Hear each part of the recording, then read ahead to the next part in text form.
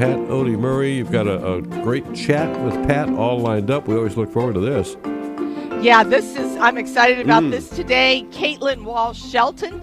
Katelyn is a visiting fellow at the Ethics and Public Policy Center's Bioethics, Technology, and Human Flourishing program, and a 2025 Robert Novak Journalism Fellow. Oh, wow. And we're talking about an article she wrote in First Things called Protestants Against the Pill. Welcome, Katelyn. Good to have you on. Thanks so much for having me. Katelyn, this is a great story. I think so often when we hear, anti-contraception, in a sense, against birth control, that is just purely seen through a Catholic lens. People think, well, it's those Catholics. But you found something different for this article, haven't you? Can you explain it a little bit to us? Yeah, definitely. So I grew up as a Southern Baptist, and I went to divinity school at Yale Divinity. And that was the first time that I really became friends with devout Catholics. And we were studying ethics, and it really wasn't my professors so much as fellow students who first explained to me Catholic social teaching and had me read Humana Vitae and some Pope John Paul II. And I just found it to be very in keeping with a full ethic of sexuality. And it was just very coherent and made a lot of sense to me. And I knew then that I probably would not be able to conscientiously use contraception, even though I'm Protestant and there are no real constraints within Protestantism on the use of contraception. So, and then I was surprised to find that there are a number of other Protestant women who are in the same boat, who also feel pricked in their consciences about the use of contraception. And I found it fascinating. So I interviewed 3 of them for this First Things piece. Yeah. And I love because you talk about it because of your background as this, kind of wanting to have this consistency in your thought.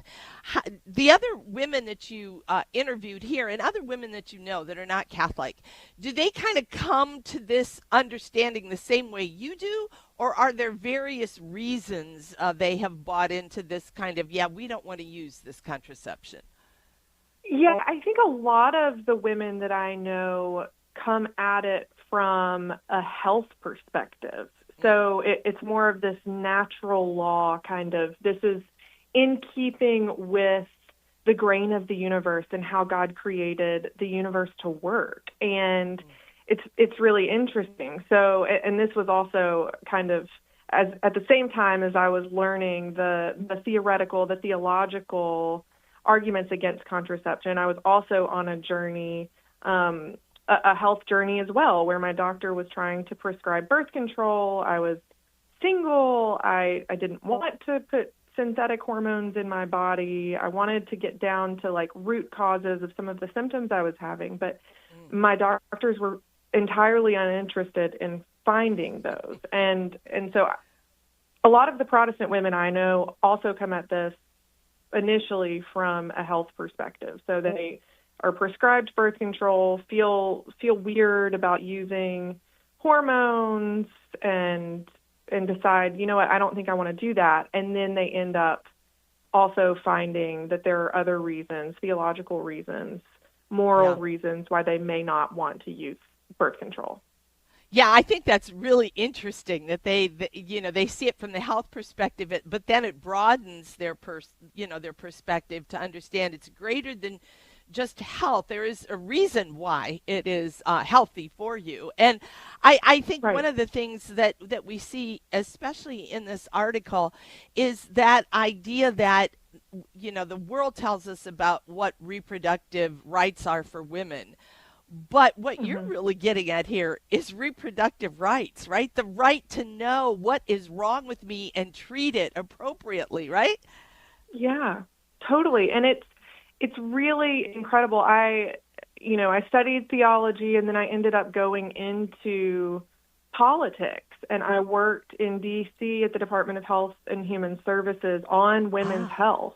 And It's really interesting to see how Catholics have developed all of the major tracking, fertility awareness-based methods that exist, all of the apps that are coming out, the FemTech, all of the apps that help you track your cycle. The underlying methods were developed by Catholics because the Catholic Church rejected hormonal birth control. And it's incredible to me that while the rest of the science with regards to women's health stalled, the Catholics helped pioneer these amazing methods that we now understand a whole lot better how the female body works.